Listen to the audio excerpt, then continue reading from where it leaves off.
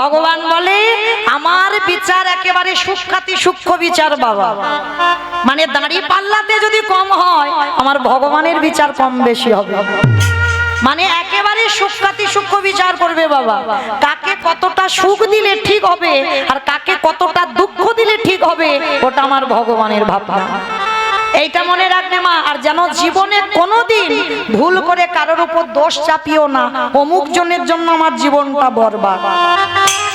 মনে রাখতে হবে বাবা, তুমি হয়তো ঋণ করে রেখেছিলে, হরি বল, তাই তো আজকে তোমার এই দুর্দশা হলো। কাঁদালে কাঁদিতে হয় এ কথাটা মিথ্যা নয়। কারণ বাবা কষ্ট হলে দুঃখ হলে জানাতে যদি হয় একজনের কাছে জানাও, যেটা হলো বাবা আমার পরমাত্মা রূপী ভগবান। না হলে আমাদের দশা মহাভারতে দ্রৌপদীর মতো হবে। দ্রৌপদী বিবস্ত্রণ করতে পারতো কি পারতো না? তো প্রথমেই যদি সখা কৃষ্ণকে ডাকতো তাহলে কোনোদিন একটা নারীকে কুরুসভার মাঝে অসম্মানিত হতে হতো না। কিন্তু ওই যে বাবা ডাকতে দেরি হলো, ওটাই আমাদের হয়ে যায় বাবা। কারণ জীবনে দুঃখ কষ্ট হবে তো বাবা সবার কাছে আগে বলে দিলাম, কিন্তু যাকে আগে জানালে কাজ হবে তার চরণে জানাতে আমরা ভুলে যাই। ভালো করে শুনবেন মা, রঘুপতি রামচন্দ্র যেদিন ছিল, রামের মা কৌশল্যা আর ভরতের মা কইকেয়ী মা।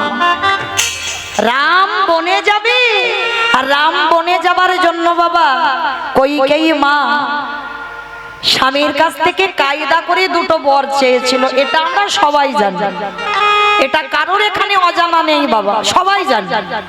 কিন্তু এই যে বাবা 14 বছর বনে পাঠালো কেন?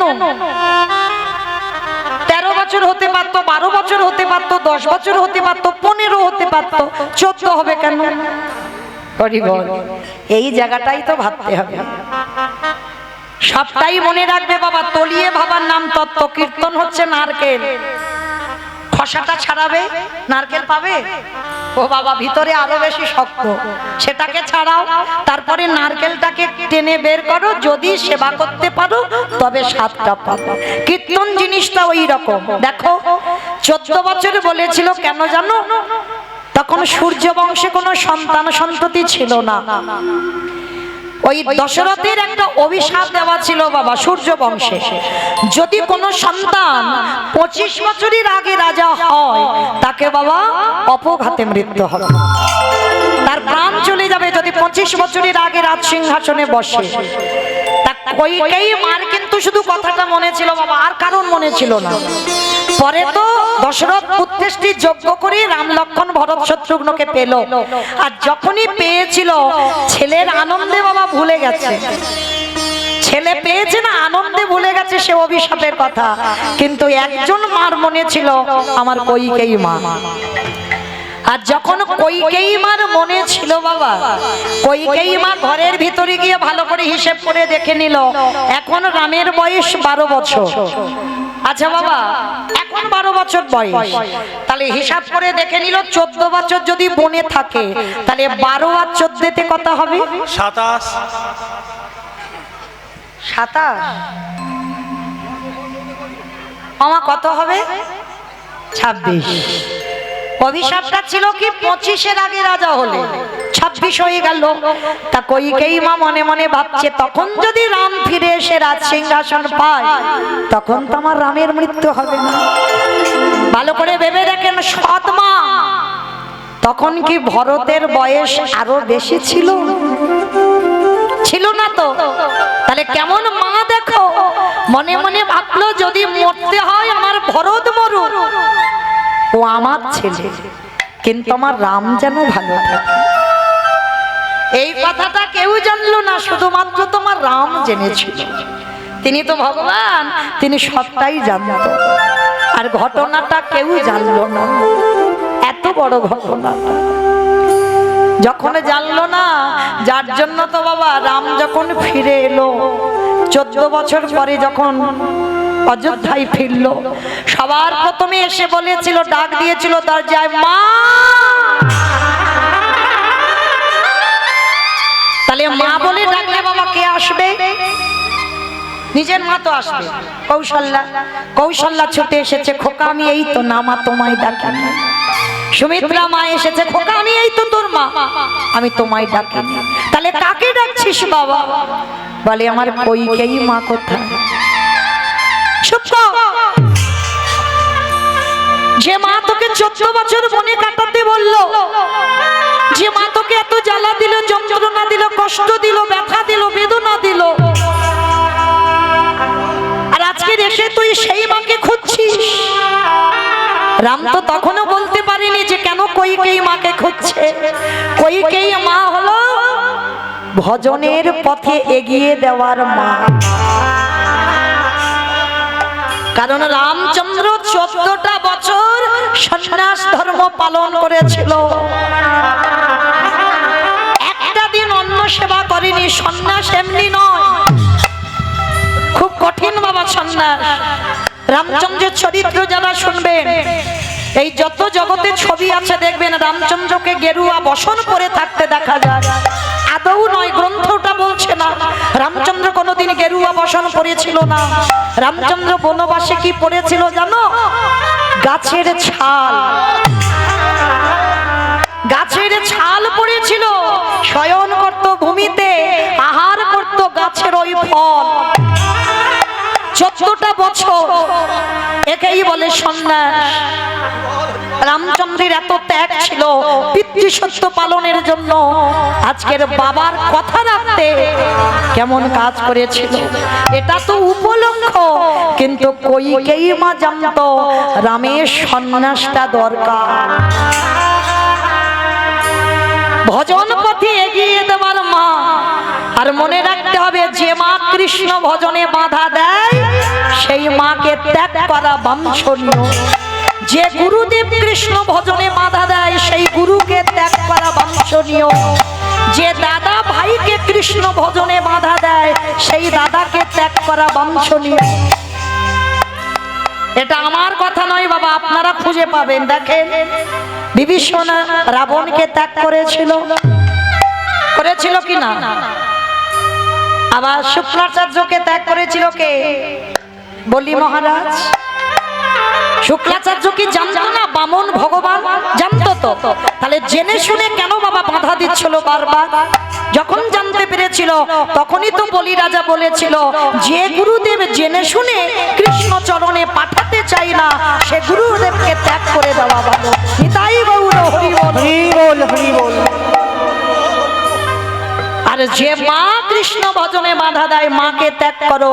ভরত মা কইকেয়ী মাকে ত্যাগ করে দিয়েছিল। কোনদিন মাকে মা বলে ডাকতো না। রামকে বনবাসে পাঠাবার অপরাধে বিধান দিয়ে দিল। তাহলে আজকে লক্ষ্য করে দেখেন বাবা, সেই রাম ফিরে এসে প্রবেশ করলো ওই কইকেয়ী মার কাছে। আর কইকেয়ীকে কারাগারে রাখা হয়েছিল। কেঁদে কেঁদে কইকেয়ীর শেষ পরিণতি অন্ধ, চোখে দেখতে পায় না। সেই কইকেয়ী মাকে কৃপা করেছিল রামচন্দ্র। কিন্তু 14 বছর বনবাসে যখনই পাঠালো তখনই কৌশল্যা কইকেয়ীকে অভিশাপ দিয়ে রেখেছিল। কইকেয়ী, আমি 14 বছরের পরে তো রামকে কোলে পাবো, বিনা অপরাধে বিনা কারণে যখন আমি আমার রামকে হারালাম। 14 বছর রাম যখন বনে গেল, ওরে কইকেয়ী রে, রাম আমার কাছে আয়, এর পরের জন্মে তোকে আমার গর্ভে আসতে হবে না, আসবি তোর বিমাতা কইকেয়ীর গর্ভে। রাম চমকে উঠল, মা আমাকে পাবার জন্য যোগীমণি কাঁদে, আর তুমি বলছো তোমার গর্ভে যাব না? না, আসবি না, যাবি তোর বিমাতার গর্ভে। তবে রাম যাবি বটে, কোনদিন স্তন দুগ্ধ পান করবি না। সেদিনও বুঝবে সন্তান জন্ম দেবার পর সন্তান যদি স্তন দুগ্ধ পান না করে তার কত জ্বালা, তার কত যন্ত্রণা, তার কত কষ্ট। আর কইকেয়ী, আমি 14 বছর কেঁদে পরে তো রাম পাবো, কিন্তু আমি রামের মা হয়ে তোরে অভিশাপ দিলাম, একটা জন্মে আমি 14 বছরে কাঁদব। ওরে কইকেয়ী,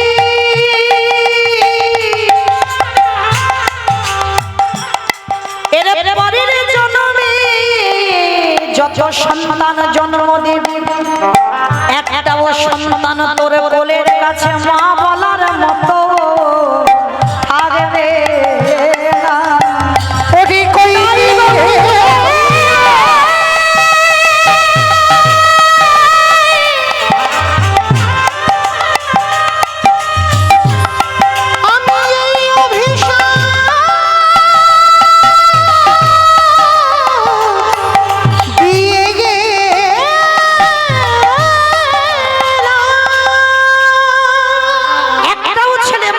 থাকবে না। সেই কইকেই পরের জন্মে হলো বাবা দেবকী মা। প্রথম কংসের কারাগারে 6টা সন্তান কংস মামা একটা একটা করে মারলো। সপ্তম গর্ভ নাশ হলো, কিন্তু নাশ নয়, রোহিণীর গর্ভে চালনা হলো বলরাম। অষ্টম গর্ভে কৃষ্ণ এলো, জন্ম নিতেই বাবা বসুদেব নিয়ে চলে গেল। রইল দেবকী মার কাছে কেউ রইল না, একটাও সন্তান রইল না। তাহলে সেই কইকেই পরের জন্মে দেবকী, আর ওই দেবকী তার পরের জন্মে হলো কি গুন্ডিচা মা। যারা জগন্নাথ ধাম পুরী ধাম যাবেন উড়িষ্যা, গুন্ডিচা মা হয়ে একটা নয়, দুটো নয়, তিনটে নয়, 18টা ছেলের মা হলো। হিসেব করে রাখবেন, রামকে 14 বছর গুনে দেওয়ার অপরাধে কিরকম ডবল ডবল হয়ে টাকা কিরকম সুদে আসলে বেড়ে যাচ্ছে। 14 বছর কৌশল্যা কাঁদলো, আর কৌশল্যার অভিশাপে দেখো কি হলো। তাহলে প্রথমেই 8টা, দ্বিতীয় জন্মে 18টা। আর আপনারা যারা যাবেন জগন্নাথ ধাম পুরী ধাম, 18 নালা দর্শন করতে হবে বাবা, কিছু করো না করো 18 নালাটা দেখতেই হবে।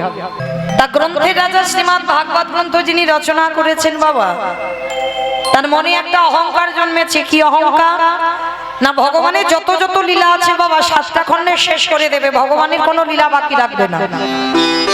তা এই কথা ভেবে ব্যাসদেব গিয়েছে বাবা স্নান করতে, আর সাগরে নদীর ঘাটে গিয়ে যেই না স্নান করতে নেমেছে, আর হঠাৎ গিয়ে দেখে না বাবা ওই সাগরের পাশে একটা বিশাল বড় বটবৃক্ষ, আর ওই বট গাছের ডালে একটা ছোট চড়ুই পাখি বসে আছে। তা ব্যাসদেব গিয়ে লক্ষ্য করলো বাবা ওই চড়ুই পাখিটা একবার করে ওই বট গাছের ডাল থেকে উড়ে এসে সরুজ নদীর জলে ঝাঁপ দিয়েছে, আর আরেকবার করে ওই জল থেকে উঠে আবার বট গাছের ডালে বসছে। ভালো করে শুনবেন বাবা কথাটা। তা পাখিটা যেই না একবার করে জলে পড়ে আর একবার করে ডালে বসে, তা ব্যাসদেব স্নান করতে করতে ভাবলো আরে পাখিটা হলো কি, মনে হচ্ছে শরীরে কোনো জ্বালা যন্ত্রণা ব্যাধি হয়েছে। আর জ্বালা যন্ত্রণা যদি না হবে পাখিটা একবার করে জলে পড়ে কেন, আর পাখিটা একবার করে ওই ডালে গিয়ে উড়ে বসে কেন। একবার পাখিটাকে প্রশ্ন করে দেখি পাখিটার কি হয়েছে। তো ব্যাসদেব গিয়ে পাখিটার কাছে করজোড় করে বলছে, চড়ুই অচড়ুই, অনেকক্ষণ ধরে আমি লক্ষ্য করছি তুই একবার করে ওই জলে পড়ছিস আর একবার করে ডালে গিয়ে বসছিস, তাহলে তোর কি শরীরে কোনো জ্বালা যন্ত্রণা ব্যাধি হচ্ছে আমায় বল। তা পাখিটা একটু মুচকি হেসে বলছে, ব্যাসদেব আমার শরীরে কোনো জ্বালা যন্ত্রণা ব্যাধি হয়নি, তাহলে তুই একবার করে জলে পড়ছিস আর একবার করে ডালে বসছিস কেন? বলে আমি সিদ্ধান্ত নিয়েছি আজকে এই যে আমার ছোট্ট চঞ্চু দেখছো মায়েরা, চঞ্চু মানে কি গো? চঞ্চু মানে ঠোঁট। পাখিটা বলছে আমার এই যে ছোট্ট চঞ্চুটা দেখছো, এই চঞ্চুতে করে আমি জলটাকে তুলে ওই বট গাছের পাতাতে রেখে সরুজ নদীর জলটাকে আমি একেবারে শুকনো করে দেব। আর যেই না বলেছে শুকনো করে দেব, তো ব্যাসদেব বাবা অট্টহাসি করে খিলখিল করে হেসে উঠেছে। আরে বোকা পাখি, আমাইরা চড়ুই পাখি দেখেছো একেবারে ছোট্ট পাখি, তাই তো ওই দেখবেন ওই ঘরের দেওয়ালে টেওয়ালে উড়ে উড়ে বেড়ায় ছোট ছোট চড়ুই পাখি। তার চড়ুই পাখিটার কথা শুনে ব্যাসদেব হেসে বলে উঠলো, আরে পাগল, তোর তো চেহারা ওইটুকু আর তোর ওই ঠোঁটটা এতটুকু একটা ঠোঁট। আবার লক্ষ্য করে দেখ, জলটা তুলে মা বট গাছের পাতায় জলটা রাখছে আর পাতা দিয়ে গড়িয়ে আবার নদীর জলে পড়ে যাচ্ছে। তা ব্যাসদেব খিলখিল করে হেসে উঠেছে, শোন, শুধু আজকের কেন, তুই যদি এইভাবে কোটি কোটি জন্ম ধরে এই নদীর জল তোলার চেষ্টা করিস, কোনোদিন তুই নদীর জলটাকে শুকাতে পারবি না। কথাটা শুনে ব্যাসদেবের কথা শ্রবণ করে চড়ুই পাখিটা বলছে, বাবা বাবা বাবা, আমি একটা পাখি বলে তুমি আমাকে তাচ্ছিল্য মনে করছো, কিন্তু ব্যাসদেব আমি একটা পাখি হয়ে এই নদীর জল শুকাতে পারবো না। কিন্তু ভালো করে ভেবে দেখো, তুমি এই নদীর ঘাটে আসবার আগে তুমি তো মনে মনে ভেবে এলে ভগবানের অনন্ত কোটি নাম 7টি খণ্ডে সমাপ্ত করব। তাহলে তুমি যদি মনে করতে পারো ভগবানের লীলা তুমি শেষ করে দেবে, তাহলে আমি একটা পাখি হয়ে কেন ভাববো না যে আমার চমচুতে করে জল তুলে নদীটাকে একেবারে শুকনো করে দেব। ব্যাসদেব কথাটা শুনে বাবা সঙ্গে সঙ্গে চমকে উঠেছে। সত্যি তো, ও পাখি হয়ে যদি বাবা একটা নদীর জল শুকাতে পারে না, এটা আমার অবিশ্বাস্য। তাহলে আমি একটা সাধারণ মানুষ হয়ে আমার ভগবানের অনন্ত কোটি নাম, মানে পাপ ফেললেই ভগবান একটা লীলা সৃষ্টি করবে, সেই ভগবানের লীলা আমি ব্যাসদেব 7টি খণ্ডে সমাপ্ত করব কি করে? চৈতন্য হলো ব্যাসদেবে। তবে বাবা পাখিটা তো পাখি নয়, পাখিটা ছিল দেবর্ষি নারদ। ব্যাসদেবের গুরুদেব নারদ মুনি পাখি রূপ ধারণ করে ব্যাসদেবকে চৈতন্য দিল, ব্যাসদেব যার ইচ্ছাতে জগতে চলে, যে মনে করলে পৃথিবীটাকে এক সেকেন্ডে লয় প্রলয় করতে পারে, সেই ভগবানের অনন্ত কোটি নাম চতুর্মুখী ব্রহ্মা 4টে বদনে শেষ করতে পারলো না। আর ব্যাসদেব তুমি আমার শিষ্য হয়ে তুমি ভাবলে কি করে 7টি খণ্ডে সমাপ্ত করে দেব? তাহলে বাবা ঠাকুর আপনারা বলেন, যে লীলা ব্যাসদেব সমাপ্ত করতে পারলো না, যে লীলা চতুর্মুখী ব্রহ্মা পারলেন না, আর আমাদের মতো বাবা সামান্য কলির হতো জি, তা আবার কলির কন্যা, এই কলির কন্যা সন্তান হয়ে ভগবানের লীলা বলবার মতো ক্ষমতা বা যোগ্যতা কোনোটাই আমার নাই। তাহলে আপনারা প্রশ্ন করবেন, মৌমিতা যদি প্রশ্নই হয় তোমার অধিকার যদি নাই, ক্ষমতা যদি নাই, তাহলে দাঁড়িয়েছো কেন? এটা তোমার এক জন্মের সাধনা হয়, হয়তো আমরা জানি না, আমরা বুঝি না। এই যে সাধুগুরু বৈষ্ণবদের চরণ আসতে হয়, আপনাদের মতো গুরুজনদের চরণে দাঁড়ানো, এটা আমার এক জন্মের সাধনা নয়, কোটি কোটি জন্ম সাধ্য সাধনা হলে তবে বাবা এমন ভক্ত চরণ পাওয়া যায়, এমন ভক্ত পরিবারে জন্মগ্রহণ করা যায়, এমন হরি কথা কৃষ্ণ কথা জিহ্বায় বলা যায়, এমন সাধুগুরু বৈষ্ণবের চরণ ধুলা পাওয়া যায়। নিতাই গৌর হরি বল, হরি বল, হরি বল। বহু জন্মের সুকৃতি থাকতে হবে বাবা, তবেই কিন্তু কৃপা লাভ করা যাবে। আর সুকৃতি যদি না থাকে কৃপা হবে না। এই সুকৃতির কথা বলতে গিয়ে বাবা মনে পড়ে গেল, আচ্ছা একটা কথা মা আপনাদের প্রশ্ন করি, বলেন তো সংসার সুখের হয় পুরুষের গুণে? সংসার সুখের হয় পুরুষের গুণে। বাবা শুনেছেন কোনদিন পুরুষের গুণে? এটা তো খনার বচন। আর এই খনার বচনে কি বলছে? সংসার সুখের হয় রমণীর গুণে, পুরুষের গুণে কিন্তু বলছে না। একটা পরিবার কৃষ্ণ ভক্তের পরিবার হবে, যেটা পুরুষ না যত ভালো পারবে, একটা নারী কিন্তু বাবা তাড়াতাড়ি পারবে। যদি বলো কেন, এটা আমার কথা নয়, বিধান দিয়ে গেছে বাবা। একটা কথা বলবো, একটু মন প্রাণ দিয়ে শুনবেন মা, কেমন? আর শোনার পরে আপনারা অনুভব করতে পারবেন যে একটা নারী সংসারে কি না করতে পারি।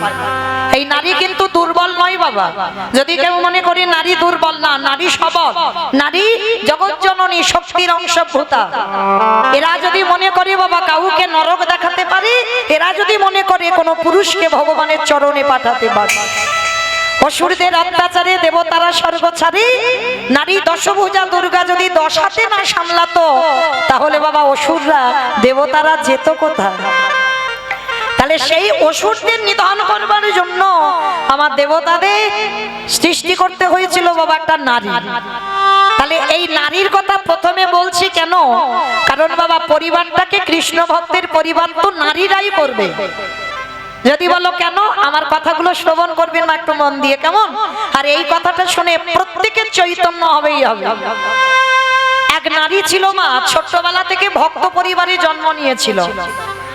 ছোট্টবেলা থেকে এসে ভক্ত পরিবার, বাবা মা প্রসাদ বুঝি। আর জন্মের আগে থেকে মাতৃ, একটু বাড়াও তো ভাই, এটা মনিটরটা একটু বাড়াও। জন্মের আগে থেকে মানে মাতৃজঠরে থাকাকালীন তখন থেকে প্রসাদ সেবা করে। আর মনে রাখতে হবে বাবা যে সন্তান জন্ম থেকেই বাবা প্রসাদ, এই প্রসাদের কিন্তু একটা গুণ আছে বাবা, যে মানে যে না মানে সেটা তার ব্যক্তিগত ব্যাপার, কিন্তু প্রসাদের একটা গুণ থাকবেই বাবা। দেখবেন যে বাড়িতে প্রসাদ হয় তার বাড়ির ধারে কাছে গিয়ে দেখবেন বাবা সে সুবাসটা একটু আলাদা। আর যে বাড়িতে মাছ মাংস খাওয়া হয় দেখবেন সে বাড়ির ধারে কাছে গেলে তার সুবাস একটা আলাদা। তা এই ছোট্ট মেয়েটা যার নাম ছিল বাবা, আদর করে মা দিয়েছিল শক্তুবাই। এই মেয়েটার নাম ছিল শক্তু, আদর করে বাবা মা শক্তু শক্তু বলে ডাকতো। তা মেয়েটা ছোটবেলা থেকে বাবা একেবারে ধর্মপরায়ণ, কারণ যেহেতু মাতৃজঠর থেকে বাবা তৈরি হয়ে এসেছে। আর জন্মাবার পর থেকে বাবা মা হাতে ধরে শিখিয়েছে কি করে কৃষ্ণ ভজন করতে হয়, কি করে সাধুগুরু বৈষ্ণব সেবা করতে হয়, কি করে গুরুজনদের সম্মান করতে হয়। কারণ মনে রাখতে হবে বাবা, মানুষের মতো দেখতে হলে তো তাকে মানুষ বলবে না, বলবে কি? দেখবেন পশু পাখির সন্তান তারা কিন্তু জন্ম নিয়ে বাবা পশুত্ব অর্জন করে আসে, কিন্তু কোন মানুষের সন্তান জন্ম নেওয়ার সঙ্গে সঙ্গে কিন্তু মনুষ্যত্ব অর্জন করে না। সবাই দেখতে মানুষের মতো হলে মানুষ নয়, শুধু দুটো হাত দুটো পা মানুষের মতো চেহারা না, মানুষ হয়ে আগে মানুষের সম্মান করতে হবে। মানুষের সঙ্গে কিভাবে কথা বললে বাবা যে তার অন্তরে ব্যথা লাগবে না, সেইগুলো আগে শিখতে হবে। এগুলোকে বলছে মনুষ্যত্ব, এগুলো জানতে হবে। তো আজকের এই শক্তুবাই ছোটবেলা থেকে ভক্ত, কিন্তু এমন দুর্ভাগ্য বাবা মা মেয়েটার বিয়ে দিয়েছিল এমন একটা পরিবারে, বুঝতে পারিনি বাবা পরিবারটা এমন একটা পরিবার ছিল, পরিবারটার কেউ কৃষ্ণ ভক্ত নয়। মানে খাওয়া দাওয়া তো অন্যরকম হবে যারা কৃষ্ণ ভক্ত নয়, যারা কৃষ্ণ বিশ্বাস করে না। মাছ মাংস সর্বদাই ঘরে থাকে, কোনোদিন নিরামিষ আহার হয় না বাড়িতে। আর মেয়েটা জন্ম থেকে বাবা প্রসাদ সেবা করে গেছে, কিছুতেই বাবা মেয়েটা ওই শ্বশুর ঘরে গিয়ে অনেক কষ্ট হচ্ছে, কিন্তু কোনোদিন বাপের বাড়িতে জানায়নি, কোনোদিন শাশুড়ির কাছেও কোনো আদেশও জানায়নি, স্বামীকেও সেবা করে, সবাইকে ভক্তি করে।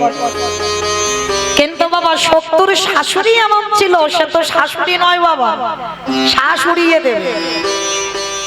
আর মনে রাখতে হবে বাবা, শাশুড়ি মা হবে না, আর বৌমা কন্যা হবে না।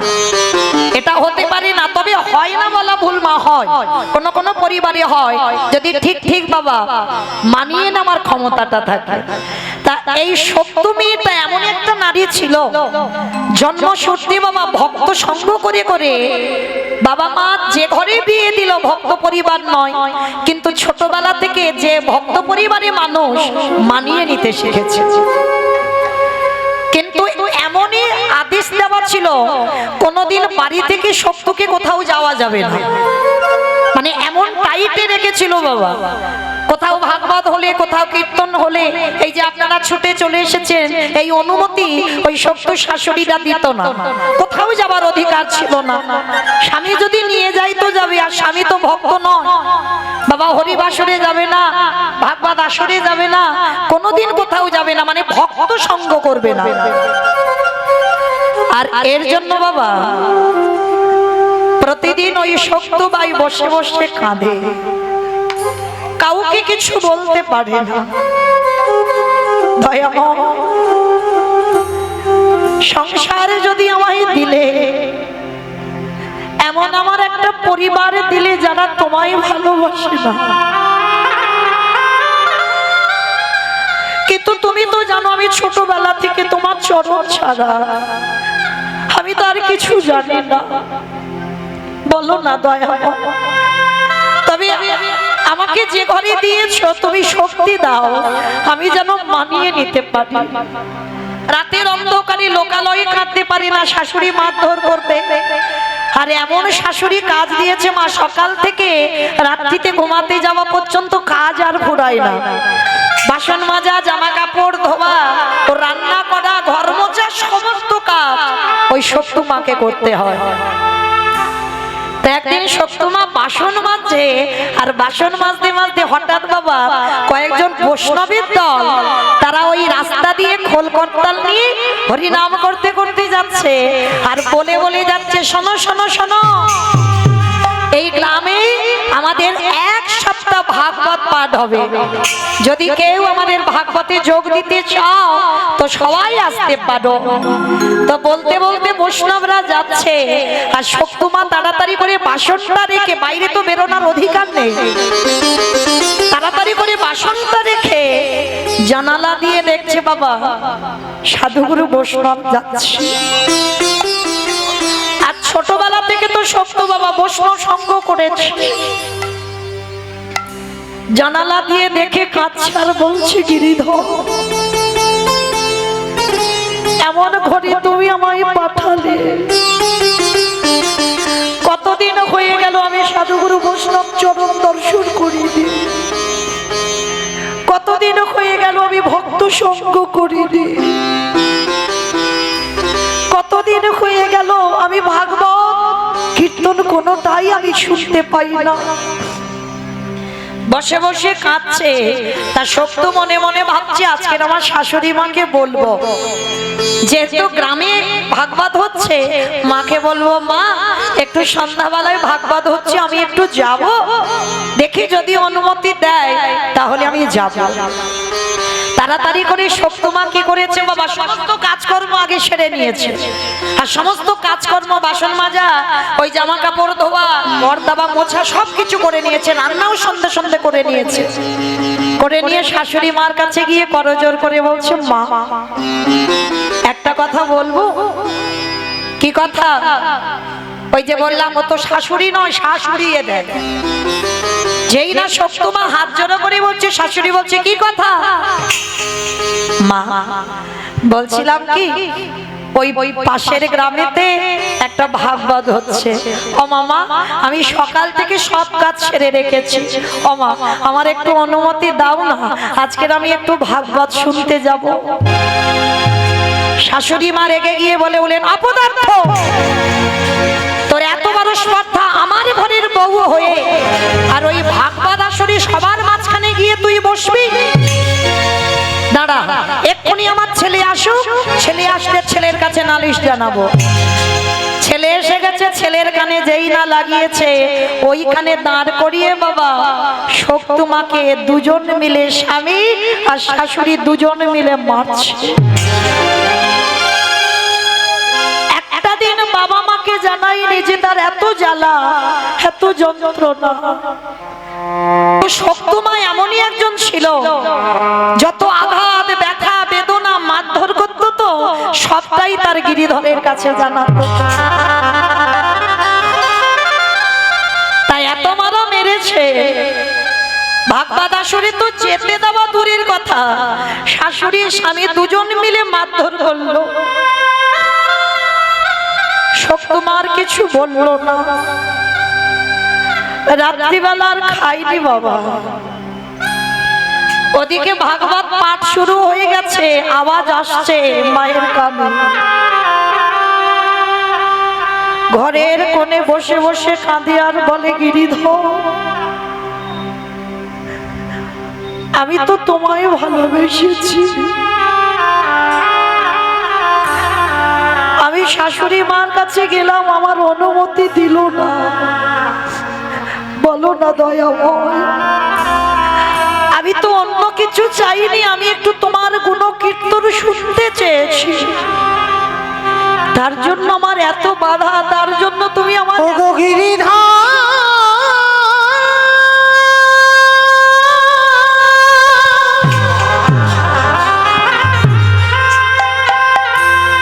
যে জন্য তোমায় ভালো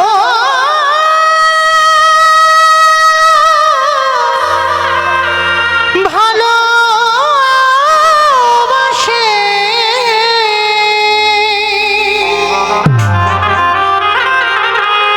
তারে কি এমনি করে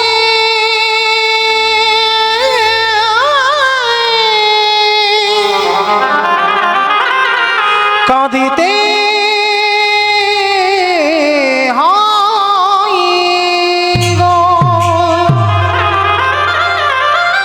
ভক্ত যদি আকুল প্রাণে কাঁদে গো, আমার ভগবান কি থাকতে পারে? ভগবান বললেন সাধিতে সাধিতে যদি কৃষ্ণ কৃপা করে, হে জন্মে না হয় জন্ম জন্মান্তরে। ভগবান বললেন কর্ম করে যা ফলের আশা করিস না। আর ভগবান তো এক জায়গায় দুর্বল হয়ে যায় বাবা, ভক্তের চোখের জল। যেই না সত্যমা বসে বসে কাঁদছে, আর আমার গিরিধর থাকতে পারে? আমার গিরিধর শাশুড়ি মার রূপটা ধারণ করেছে, আর শাশুড়ি মার রূপটা ধারণ করে ওই গিরিধরে এসে দাদা এসে শক্ত মায়ের পেছনে দাঁড়িয়ে বললেন বৌমা। চমকে উঠেছে, কে কে আমায় এমন করে বৌমা বলে ডাকলো?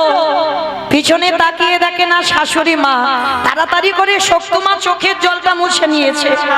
যদি আবার সকালবেলার মতো মাঠে তাড়াতাড়ি করে চোখে সব সময় তো ভয়ে ভয়ে থাকে। শাশুড়ি মা এসে বলছে মা, মাথায় হাত দিয়ে বলছে কি রে, সকালবেলা মেরেছি বলে ব্যথা লেগেছে? ওটা শাশুড়ি নয়, আমার ভগবান শাশুড়ি মার রূপ ধরে এসেছে, ব্যথা লেগেছে। যা ওদিকে ভাগবত শুরু হয়ে গেছে, তো আমি ছেলে এলে সামনে নেব, যা কান্নাকাটি করিস না, চলে যা। আর শোন, দেরি করিস না। শক্তিমা তো অবাক হয়ে তাকিয়ে আছে শাশুড়ির মুখের দিকে, যে মা আমাকে একটু ভালোবাসে না, যে মামা এত কাঁদায় এত মারধর করে, সারাদিন শুধু কাজ করায়, সেই মার কি হলো হঠাৎ? কারণ হঠাৎ এসে বলছে আমি ভাগবত শুনতে যাব, এটা কি করে সম্ভব? শাশুড়ি মা বলছে এই মেয়ে, কখন থেকে বলছি তুই শুনতে পাচ্ছিস না, তাড়াতাড়ি যা। আরে হ্যাঁ শোন শোন। আর আসবার সময় যখন ভাগবত সেরে আসবি, আমার জন্য একটু প্রসাদী আনবি। এই কথা যেই না বলল, শক্ত ভাই আমার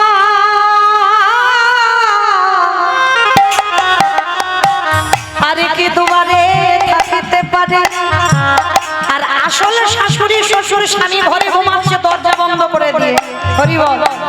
আরে ভগবানে যেই না শাশুড়ি হয়ে অনুমতি দিল, শক্ত মা দরজা খুলে সন্ধ্যাবেলায় ছুটতে ছুটতে ভাগবত আসরে গিয়ে ওই ভাগবত আসরে বসে সাধু সঙ্গ ভক্ত সঙ্গ ভাগবত পাঠ শ্রবণ করে সারা রাত ভাগবত শ্রবণ করে ওই ভক্তদের সঙ্গে নেচে গিয়ে ঘরে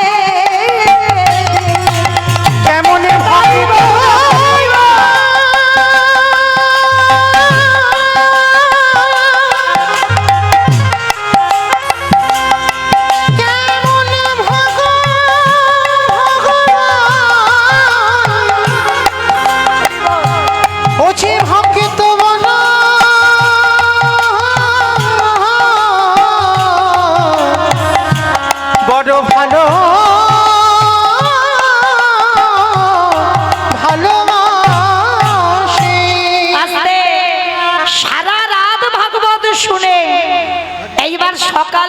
শক্তুমা বাড়িতে ফিরছে, আর এদিকে তো জানাজানি হয়ে গেছে বৌমা ঘরে নেই।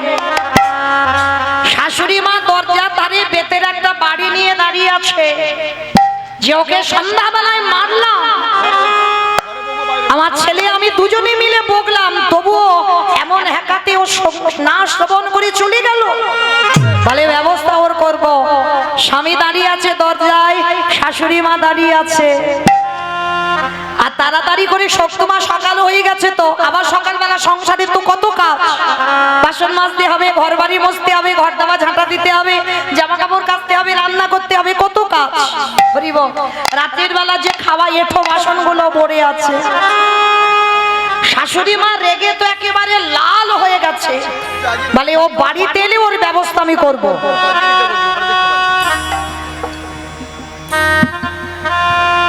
আর যেই না বলেছে বাড়িতে আসুক, আর এদিকে শক্তুমা বাড়িতে ঢুকছে, আর ও তো জানি না বাবা এ যে কি গন্ডগোল হয়েছে। ও তো সোজা সরল মেয়ে গো, আর প্রসাদীটা এনে শাশুড়ি মা তো বসে আছে চেয়ারে।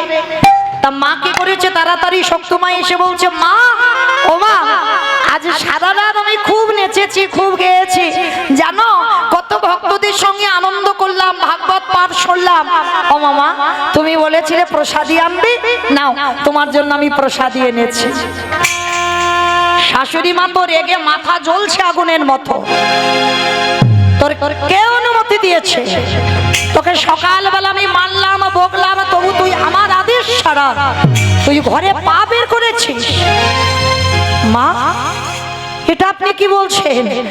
আমি রাত্রিবেলা কাঁদছিলাম, আপনি গেলেন, আমাকে বললেন তাড়াতাড়ি যা, ভাগবত শুরু হয়ে গেছে, আপনি বললেন প্রসাদ আনতে, আর আপনি বলছেন আপনি আদেশ দেননি। না, অসম্ভব। আমি ঘরেতে ঘুমাচ্ছিলাম আর তুই চলে গেছিস আমার আদেশ না নিয়ে। না মা, বিশ্বাস করো, তোমার আদেশ ছাড়া আমি কোনোদিন কোথাও যাইনি, আজকেরও তোমার আদেশ ছাড়া আমি কোথাও পা তুলিনি। তবে রে, তার মানে তুই বলতে চাচ্ছিস আমি মিথ্যাবাদী? বেতের বাড়িটা ছিল, আবার সকালবেলা শক্তুমাকে বেতটা ঘাত, দূর হয়ে যা, বেরিয়ে যা, গিরিধার।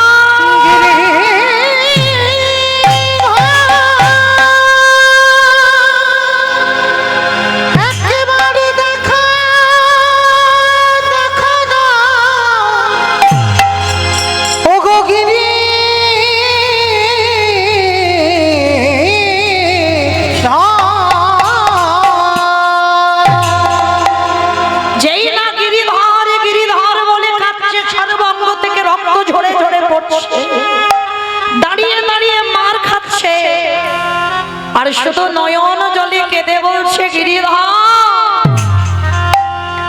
তুমি না বললে কি হবে?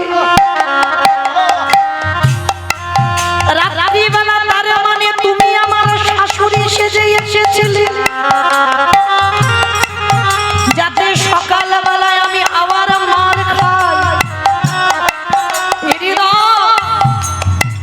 তুমি যখন এত কষ্ট দিতে চাইছো, সহ্য করব।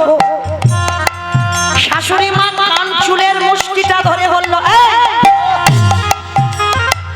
এখনো বাসন পড়ে আছে, এখনো বাসি ঘর দাবা পড়ে আছে, কখন করবি কাজগুলো বল। হরি বল। সারা রাত ভাগবত শুনে এসেছে তোমার, কষ্ট হবে তো ভক্তের। আমার ভগবান জানেন না। মনে করো মা, ভক্ত যত কষ্ট পায় তার থেকে 1000 গুণে বেশি আমার ভগবান কষ্ট পায়। আমরা মনে মনে করি বাবা আমরা শুধু কষ্ট পাই না, ভগবান একটা মশার মধ্যেও অবস্থান করে। তাহলে আমরা মনুষ্য কুলে জন্ম নিয়েছি, প্রত্যেকের মধ্যে ভগবান বিরাজমান। তাহলে আমরা যত কষ্ট পাবো আমার পরমাত্মা রূপী ভগবান ঠিক ততটাই কষ্ট পাবে। ওই শক্তমায়ের প্রত্যেকটা আঘাত আমার ভগবান অঙ্গে নিয়েছে। আর ভক্ত রাত জেগে এসেছে না, কাজ করতে কষ্ট হবে তো আমারে ভগবান ভোর ভোর ওই এঁঠো বাসনগুলো নিজের হাতে ধৌত করে দিল। যত জামা কাপড় ছিল ভগবানে কেচে দিল। ঘর দাবা পরিষ্কার করে বিছানা পরিষ্কার করলো। সেই জামা কাপড় শুকনো করে নিজে ভাঁজ করে রেখে দিল। ভক্তের জন্য ভগবান সকাল থেকে সারা দিনের যত কাজ আমারে ভগবান নিজের হাতে করলো। বুঝি ভক্তবান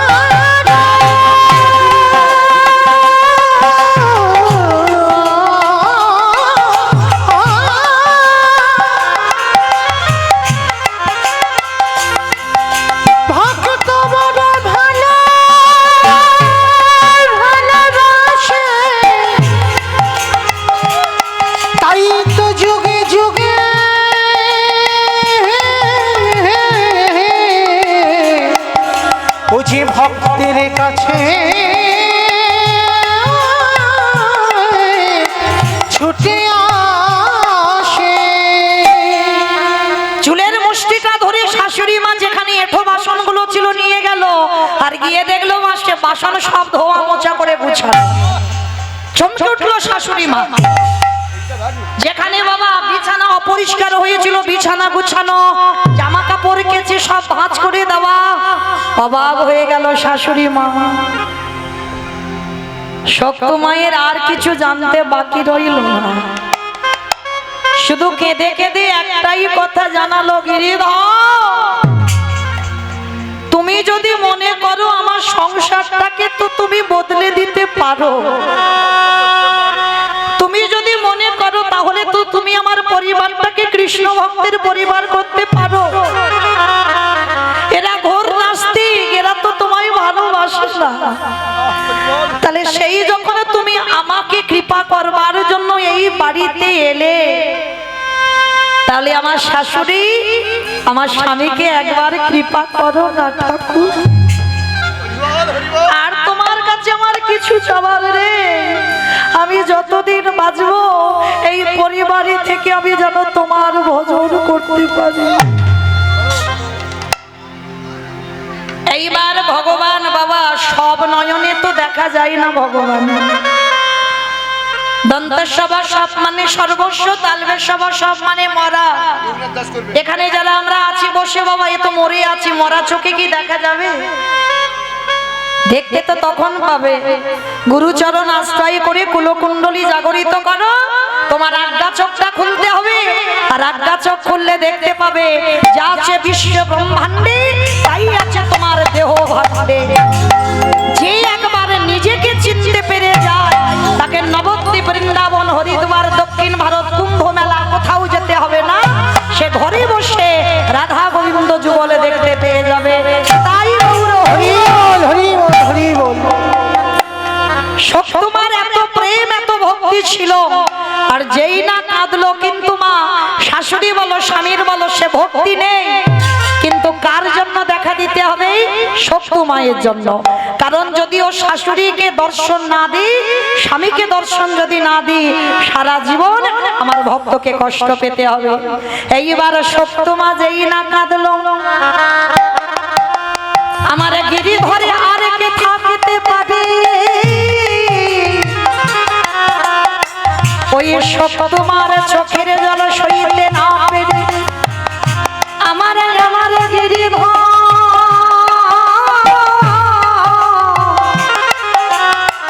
ওই হাতে মুরলি লইয়া মাথা করে বাঁকা হাতে কালো শশী, মাথায় আছে মোহন চূড়া, হাতে আছে মোহন মাসি, কোমরে ধুতি বাঁধা, গলায় আছে বৈজয়ন্তী ফুলের মালা। এইবারে ভগবান আমার ওই নব কৈশোর নটব ওই ভঙ্গিমা করে দাদা যে জনে টাকা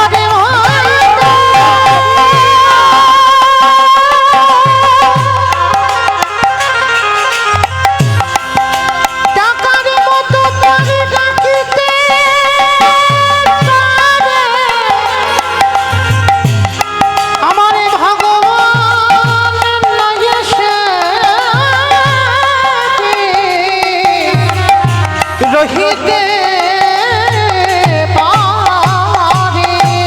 আস্তে, তাহলে কি বুঝলাম মা? একটা নারী যদি মনে করে তার গোটা পরিবারটাকে, যত তারা নাস্তিক হোক না কেন, একটা নারী পারে তার পরিবারটাকে কৃষ্ণ ভক্তের পরিবার করতে। তাহলে এমন আকুল প্রাণে ডাকলো, আমার গিরিধরকে ধরায় নামতে হলো। ঠিক এই রকম নবদ্বীপের মাটিতে শান্তিপুরে বসে বাবা 12 বছর কেঁদেছিল। কে গো, কে গো? অদ্বৈত আচার্য গোসাই, যার নাম সীতানাথ, আর মহাপ্রভুর দেওয়া নাম হচ্ছে নাড়া। এই নাড়া কেন দিয়েছিল জানো? কারণ জগতে এত রকমের ভক্ত ছিল বাবা, কারোর ডাকে তো ভগবানের আসন নড়েনি। ওই 12 বছর অদ্বৈত আচার্য তুলসী ভাসিয়ে বৈকুণ্ঠপতি নারায়ণের আসনটা নড়িয়ে দিয়েছিল। ওই জন্য ভগবান জগতে এসে আদর করে অদ্বৈত আচার্যকে নাড়া বলে ডাকতো। আর সেই নাড়া ভগবানের খুব প্রিয় নাম। আর ওই ভগবান যে আসবে সচিমার গর্ভে বাবা, প্রথম গর্ভের ছেলে তো নিমাই নন, 10 নম্বরের ছেলে নিমাই। প্রথমে 8টা মেয়ে হলো, তারপরে বড় ছেলে হলো বিশ্বরূপ, তারপরে নিমাই এলো। কিন্তু বাবা এই 8টা মেয়ে যখন এলো, অদ্বৈত আচার্য একটা একটাকে প্রণাম করেছিল। কেন প্রণাম করেছিল? না, ভগবানকে আমাদের তো চিনতে হবে, জানতে হবে বাবা। সবাই তো ভগবান নয়। সবাই কি ভগবান? আমরা যে দেবদেবী ভজনা করি, এগুলো দেবদেবী, এরা কিন্তু ভগবান নয়। ভগবান একটাই। এতে চাংশুকলা পুংস কৃষ্ণেস্তু ভগবান স্বয়ং ঈশ্বর পরম কৃষ্ণ সচ্চিদানন্দ বিগ্রহ অনাদির আদি গোবিন্দ সর্বকারণের কারণ। একলি ঈশ্বর কৃষ্ণ আর সব বৃত্ত, যারে জয়ছে না চায় তারে তৈছে করে নিত্য। আমাইরা ভৃত্য মানে কি গো? চাকর। ভৃত্য মানে চাকর। তবে আপনাদের আমাদের নয়, আমার ভগবান। ভগবান বলছে আমি একা দায়িত্ব নিতে পারবো না, ওই জন্য ভগবান একটু ভাগাভাগি করে দিয়েছে, কিন্তু মূল গাছের গোড়া হচ্ছে আমার ভগবান। তাহলে ভগবান যে আসবে কি করে আমি বুঝবো কোনটা ভগবান? কি মাইরা, একটা ইঙ্গিত তো লাগবে কে ভগবান, চিনব কি করে?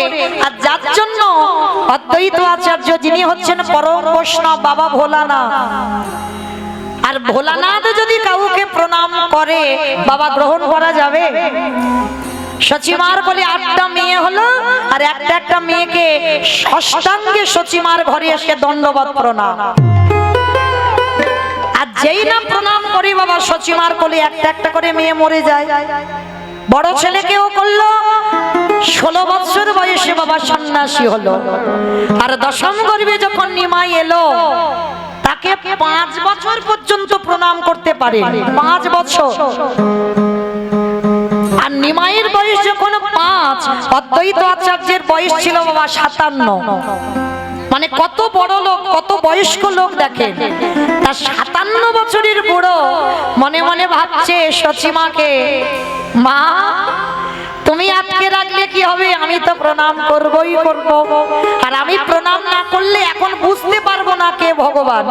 কারণ 8টা মেয়েকে প্রণাম করেছে, সে ভগবান নয়। বড় ছেলেকে প্রণাম করে দেখে নিলাম, ভগবান নয়। এবার নিমাই বাকি আছে। অদ্বৈত আচার্য ঘরে বসে বসে কাঁদছে, প্রভু তুমি যদি ভগবান হও, তাহলে তুমি ঘর থেকে একবার আমার কাছে এসো। কেমন ভক্ত আর কেমন ভগবান দেখো, যার ডাকে বৈকুণ্ঠের আসন নড়েছিল, সেও আজকে জগতে এসে কাঁদছে। 5 বছর তখন নিমাইয়ের বয়স। এইবার যখনই অদ্বৈত কাঁদছে সুরধনী গঙ্গার তীরে, মা কি করত? প্রত্যেকদিন নিমাই এত দুষ্টুমি করত। আর বাবা নিমাই তো ছোটবেলা থেকে ভক্ত নয়। যারা গ্রন্থ পড়বেন দেখবেন, ছোটবেলা থেকে নিমাই নাস্তিক ছিল। সাধু বৈষ্ণব সম্মান করতো না। বৈষ্ণবরা গেলে বাবা পিছন থেকে কাঁচা ধরে খুলে দিত। খুব অত্যাচার করেছে ছোটবেলায়। আর কৃষ্ণ প্রেম ভক্তি পেল কখন? যখন বাবার জন্য গয়ায় পিণ্ডদান করতে গেল, যখন বাবা দীক্ষা মন্ত্রটা নিয়েছিল ঈশ্বরপুরীর কাছ থেকে, তারপরে কৃষ্ণ প্রেম ভক্তি লাভ করেছে। কৃষ্ণ কি জানতে পেরেছে, তার আগে কিন্তু প্রেম ছিল না। তার আগে এই মানে ভগবান মানে ভক্তিবাদী ছিল না, যুক্তিবাদী ছিল। মানে সব কাজে বাবা নিমাই যুক্তি খুঁজে বেড়াতো। আর মনে রাখতে হবে বাবা, যে ভক্তের মধ্যে যুক্তি থাকবে সে কোনোদিন ভক্তি অর্জন করতে পারবে না। মানে কোন বিষয়ের মধ্যে যুক্তি খুঁজবে, এটা কেন হলো, কি জন্য হলো, হবে কেন, এইটা যদি কোনো ভক্তের মধ্যে থাকে বাবা, কৃষ্ণ প্রেম ভক্তি পাবে না। কারণ যুক্তি থাকলে ভক্তি থাকবে না। যার জন্য তো নিমাই 24 বছর বয়সে সব ছেড়ে চলে গেল। কেন? নিমাই দেখলো পাণ্ডিত্য আছে কিন্তু আমার মধ্যে ভক্তি চলে যাচ্ছে। মানে পাণ্ডিত্য এলেই বাবা ভক্তি চলে যাবে। মানে দেখবেন তুমি কাউকে শিক্ষা দেবে কিন্তু তোমার মধ্যে ভক্তিটা থাকবে না। ওই জন্য নিমাই ভাবলো আমার মধ্যে তো ভক্তি নাই, আর ভক্তি না থাকলে আমি কৃষ্ণ চরণ পাবো কি করে। এটাই একটা মজার ব্যাপার, তিনিই তো কৃষ্ণ। তাহলে এগুলো বলছে কেন? সমাজকে শিক্ষার জন্য। নিজে আচরি ধর্ম জীবেরই শিখায়, নিজে না করলে ধর্ম জীবকে শেখানো না যায়। আরে বাবা, ভগবানের সব কিছু করতে লাগে না, করছে কেন? শুধু আমাদের চৈতন্য দান করবার জন্য। ভগবান দেখছি আমি যুক্তিবাদী হয়ে গেছি, তাহলে তো আমি ভক্তি পাচ্ছি না। তাহলে যুক্তিটাকে ছেড়ে দিতে হবে, আমাকে পাণ্ডিত্য ছেড়ে দিতে হবে। যে আমি পণ্ডিত, আমি সব জানি, এটা ত্যাগ করতে হবে। আর এটা ত্যাগ করলেই ভক্তি এসে যাবে। তাই তো নিমাই আজকের এসেছে বাবা। অদ্বৈত আচার্য মনে মনে ভাবছে, প্রভু তুমি আমার কাছে এসো। আমি জানি 5 বছর হয়ে গেছে তুমি মার কাছে লুকিয়ে আছো, মানে তুমি ভগবান। এইবার মা দুপুরবেলা নিমাইয়ের কোমরে আঁচলটা বেঁধে ঘুমাচ্ছে, রাধে। আর যেই না ঘুমাচ্ছে, আর নিমাই মনে মনে করছে, মা আজকে তোমায় যেতেই হবে। ওদিকে ভক্ত বসে বসে কাঁদে, আমাকে যেতে হবে সুরধনী গঙ্গা। আর মাকে ঘুম পাড়িয়ে রেখে অমায়েরা ভগবান কি ঘুমায়? ভগবান ঘুমায়? তিনি কপট নিদ্রা যায়। কপট নিদ্রা মানে বোঝো তো মা? মানে জেগে ঘুম, মানে চোখ দুটো বন্ধ আছে, কান খোলা। অনেক অনেক সময় আমাদেরও হয়। আর আমাদের ছোট ছোট ছেলে পুলে তো বাবা খুব করে কপট নিদ্রা, মানে কখন মা ঘুমাবে। আর মা ঘুমালে মোবাইলটা নিয়ে একটু ফ্রি ফায়ার খেলতে বসবে। মানে এখনকার কথা বলছি, মানে অন্য কারো ছেলের কথা বলি না, আমি আমার ছেলেটার কথা বলছি। ও যত অত বড় হলে কি হবে, মাধ্যমিক দিল, ও কোলের কাছে নিয়ে ঘুমালে কি হবে বাবা, কখন মা ঘুমাবে আর আস্তে করে উঠে গিয়ে ফ্রি ফায়ার খেলবে। রাধে। তাহলে বাবা এরা তো আর সন্তান হতে পারছে না, নিমাইয়ের মতো কি সন্তান? তা নিমাই কি করেছে গো, মার কোল থেকে উঠে গিয়ে সুরধনী গঙ্গার তীরে গেছে। আর গিয়ে বাবা ভক্তদের সঙ্গে হরিনাম করছে। আর অদ্বৈত আচার্য মনে মনে করছে, নিমাই আজকের আমি আজকের এবার আমি তোমাকে প্রণাম করব। এবার নিমাই সুরধনী গঙ্গার তীরে গিয়ে কি করছে, দুটো বাহু উত্তোলন করে ভক্তদের সঙ্গে বলি, হরে কৃষ্ণ হরে কৃষ্ণ কৃষ্ণ কৃষ্ণ হরে হরে, বলো হরে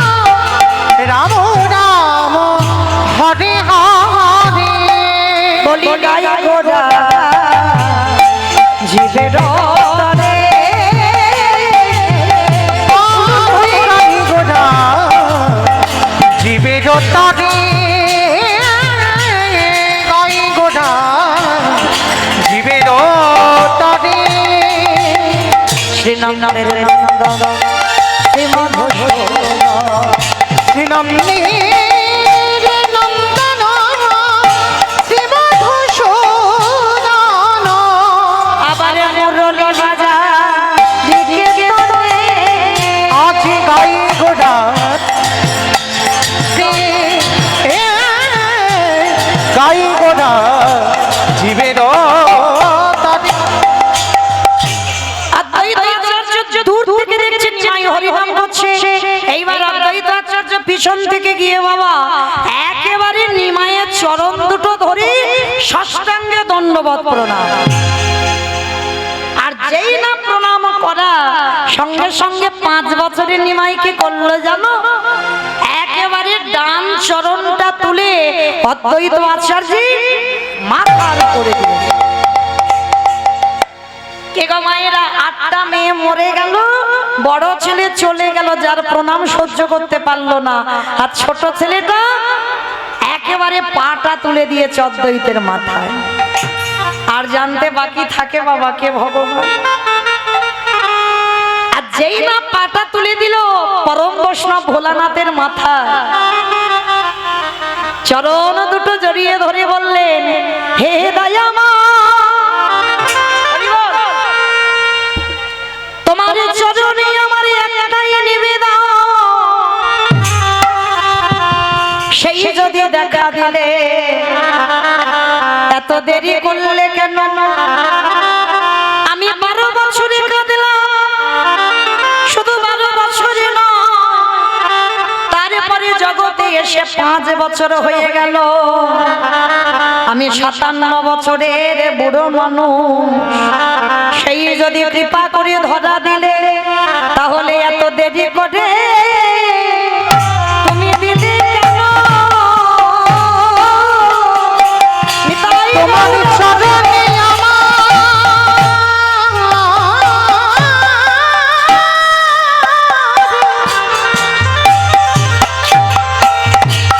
একেবারে চরণে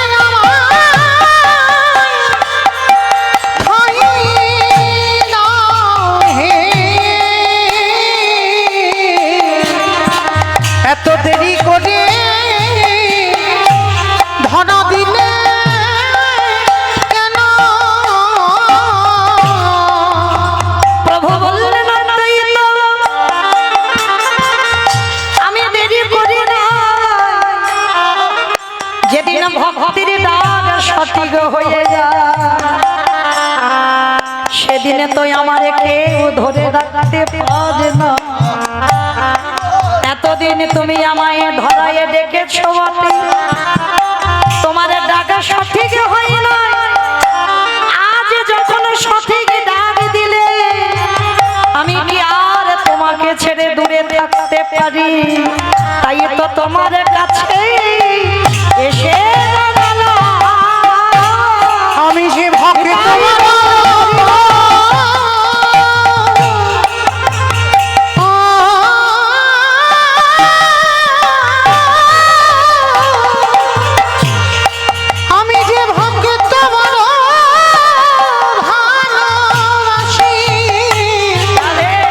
তাই তো তোমার কাছে এসে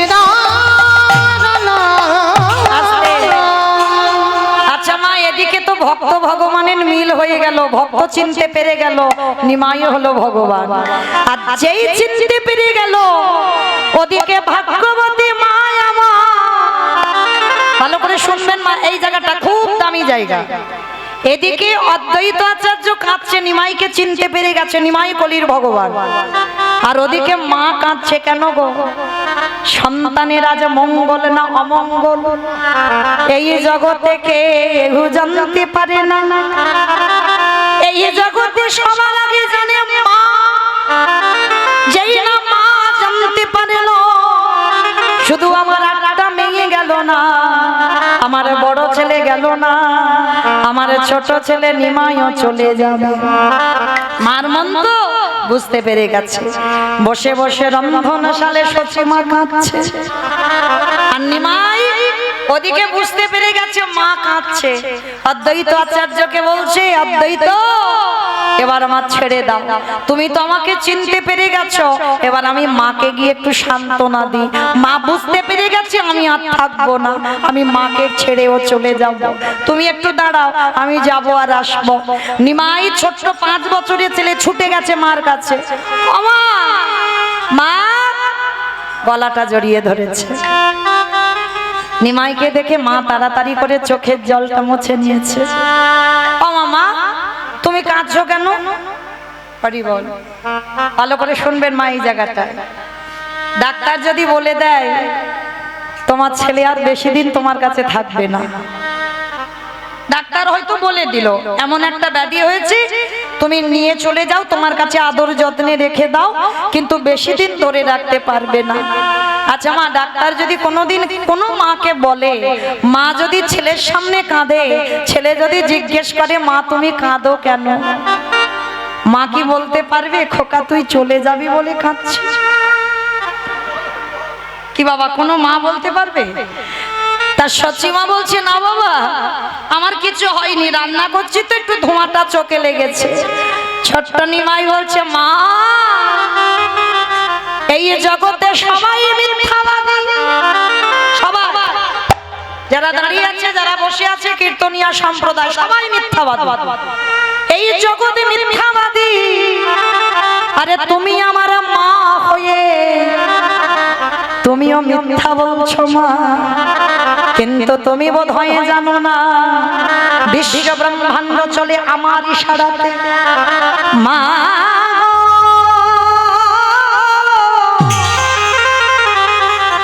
তুমি ভেবে দেখলে না জানলে না, সব যদি আমার ইচ্ছাতে হয়, সব যদি আমার নখ দর্পণে হয়, তোমার কাঁদার কারণ কি আমি ভালো করে জানি।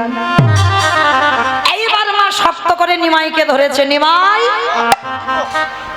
আমার কাঁদার কারণ যে কি সেটা যদি তুই জানিস কই বল দেখি। বলে মা গো আমি যদি কাঁদার কারণ বলি তুমি মা হয়ে সইতে পারবে না। নিমাই 8টা দিদি মরেছে সইতে পারলাম, তোর বড় দাদা চলে গেছে সইতে পারলাম, তোর বাবা চলে গেল সইতে পারলাম, আর তোর একটা কথা সইতে পারবো না। নিমাই রে কেঁদে কেঁদে হৃদয়ে পাশানি হয়েছে, আর আমি কাঁদতে ভয় পাই না, আমার প্রতিটা জনমে জনমে কাঁদিতে হয়। তাহলে আরেকটু নয় বেশি কাঁদলাম। বল বাবা আজকের আমি তোর কাছে জানবো আমার কাঁদার কারণ কি। মা তবে শোনো বলি, তুমি কাঁদছো তুমি জেনে গেছো তোমার এই নিমাই যেদিনে 24 বছর বয়স হবে তোমাকে কাঁদিয়ে সারা নদিয়াকে কাঁদিয়ে তার পরিবারকে কাঁদিয়ে এই জগতের কল্যাণের জন্য সংসারে যখন অভাবে অনটনে দেখা দেয়, বাবা যেমন ভিক্ষার ঝোলা কাঁধে নিয়ে দাঁড়ে দাঁড়ে ভিক্ষা করে, এই কলির জীব হলো আমার সন্তান সম, তাদেরকে চেতনা দেওয়ার জন্য এই কলির জগতের সন্তানের জন্য মা গো আমি 24 বছরে সন্ন্যাসী হব। এই কলির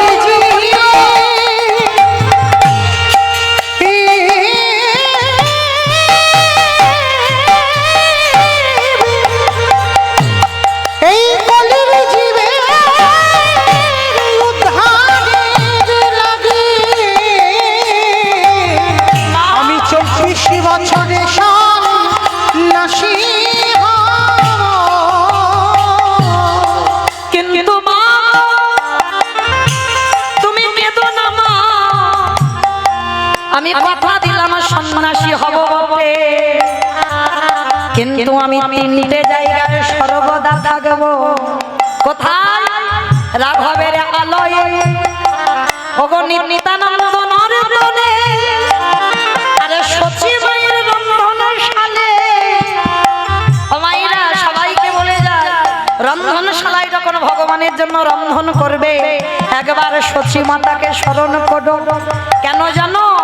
যদি সচি মায়ের মনোভাব নিয়ে রন্ধন করো, ওই রন্ধনশালায় আমার নিমাই দাঁড়ায়, কারণ মার কাছে প্রতিজ্ঞাবদ্ধ মা গো আমি 3টে জায়গায় কোনোদিন ছাড়বো না। রাঘবের আলয়ে, নিত্যানন্দ নরতনে, সচি মায়ের রন্ধনশালে। আরো একটা জায়গায় পরে বলল, সেটা কি? শ্রীবাসের অঙ্গনে। হরি বল। শ্রীবাস সবাই হতে পারবে মানে সুন্দর, বাস মানে ঘর। এই ঘর যারা সুন্দর হবে সেই ঘরে আমার ভগবান সর্বদা ভক্তদের সঙ্গে নিয়ে ওই নদীয়ার মাটিতে যেমন কীর্তন করত সেইভাবে শ্রীবাস অঙ্গনে কীর্তন করে। যার যেমন ভাব তার তেমনই না। যদি তোমার হৃদয়ে প্রেম ভক্তি থাকে তুমি হৃদয়ে মাঝে যুগলে দেখতে পাবে। ওগো প্রেমী দিয়ে ডাকিলে তারে হৃদয়ে মাঝে যুগল দেখিতে পাবে। আস্তে সচিমাকে বলল, মা তাহলে বুঝতে পেরেছো তো? কিন্তু নিমাইকে প্রশ্ন করলো, নিমাই রে একেবারে ভালো করে আমাকে প্রশ্নের উত্তর দিবি। আমি জগতে অন্য কারোর মা নয়, তোর মা হয়ে আমার প্রতিটা জনমে জনমে কেন আমার কাঁদতে হলো? ভগবান আমার হেসে উঠেছে। ও মায়েরা, ভগবানের মা জিজ্ঞেস করছে, নিমাই প্রত্যেকটা জন্মে জন্মে আমার কাঁদতে হচ্ছে কেন? নিমাই হেসে বলল, মা আমি ভগবান হয়ে আমি নিজে নিজেকে ছেড়ে দেই না। কি গো, ভাগবত বলছে 125 বছর বয়সে ভগবানের দেহ ত্যাগ করতে হলো জরাবাধের তীরে। ভাগবত বলছে, আমি বলছি না। রামচন্দ্রকে সরুজর নদীর জলে ডুব দিতে হলো, প্রাণ ত্যাগ করতে হলো। আর মা চৈতন্য মহাপ্রভুকে 48 বছর বয়সী দেহ সম্বরণ করতে হলো। তাহলে প্রতিটা যুগের দিকে তাকিয়ে দেখেন ভগবান নিজে নিজেকে ছাড়েন। আর আপনারা আমরা তো তুচ্ছ বাবা, ছেড়ে দেবে মনে করেছো? করিব এই ভালোবাসাটা শিখতে হবে গো, ভালোবাসাটা জানতে হবে। ঠিক ঠিক যদি ভগবানকে ভালোবাসতে পারো, আমাদের তো সেটাই বড় অভাব বাবা। ভালো সবাই বাসি, কিন্তু একেবারে ভগবানের চরণে আত্মসমর্পণ নয়। এইটা খুব দামি কথা মা, লক্ষ্য করবেন। মানে কোনো সংকোচ রেখে ভগবানকে ভালোবাসতে হবে না, একেবারে নিঃসংকোচে ভালোবাসতে হবে। অহেতুকি প্রেম দরকার, হেতু নয় বাবা। আমার কিছু লাগবে সেটা হেতু আছে, আর ভগবানকে ভালোবাসতে গেলে হেতু লাগবে না, হেতু ছাড়া ভালোবাসতে হবে, তবেই তুমি পাবে। জানো, মনে পড়ে গেল একটা স্কুল মাস্টারের কথা। মাস্টারি করে বাবা প্রত্যেক দিন সকালবেলা। মাস্টারি করলে কি হবে? অনেক অনেক এখানেও আছে অনেক অনেক ভক্ত, সংসারী ভক্ত, সাধুগুরু বৈষ্ণব পদ অবলম্বন করেন, কিন্তু বাবা তাদের একটা অভ্যাস আছে। সকালবেলা উঠলো, বাসি কর্মগুলো সেরে বাবা আগে স্নান করে ভগবানের তুলসী গাছে জল দেওয়া, ভগবানকে সেবা পূজা করে দোকান হোক ব্যবসা হোক যাওয়া। অনেক ভক্ত আছে, তাদের উদ্দেশ্যে এই কথাটা একটু মন দিয়ে শোনো। একজন স্কুল মাস্টার, স্কুলের হেডমাস্টার, তা স্কুলের হেডমাস্টার প্রত্যেক দিন সকালবেলা বাবা ভাগবত পাঠ করে, ভোর ভোর ওঠে ব্রহ্ম মুহূর্তে। এটা নিত্য স্কুল মাস্টার করলে কি হবে বাবা? ভাগবত পাঠ একটা দিন বন্ধ হয় না।